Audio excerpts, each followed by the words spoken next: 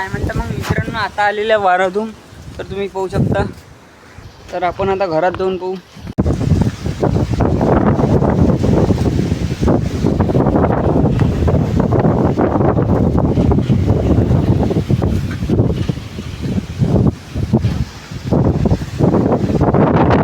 तर हे पाहू शकता झाडं राहिली. तर मित्रांनो, वारातून मी अशा टाईमी शूट केली आहे. तिथं आमचं घर बांधणं चालू आहे, त्याच टाईमी शूटिंग गेलेली आहे. ते बघू शकता मिस्त्री बी आहे वरतं.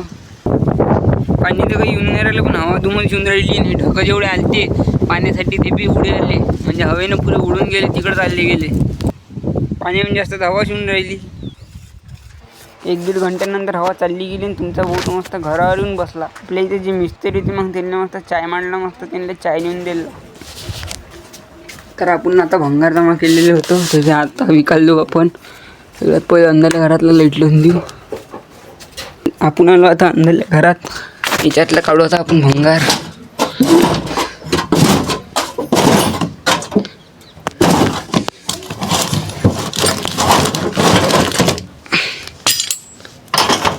हे पाहू शकता आपली इथं काम चालू होतं.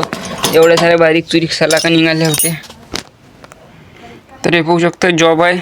हे माझ्या भाऊ IT आहेत, तर त्याचे जॉब आहे.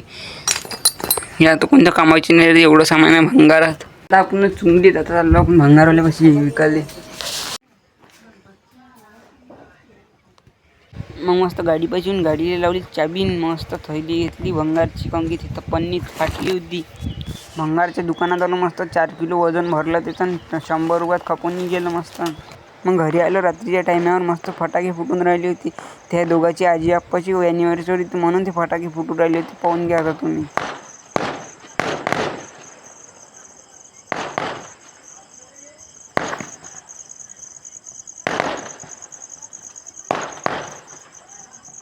कसे तटका फटाके फुटले रे बा, आपल्याला कमेंट करून सांगा आणि सबस्क्राईब बी नक्की करता. तर मित्रांनो, हा ब्लॉग इथेच खतम करूया. जय श्रीराम.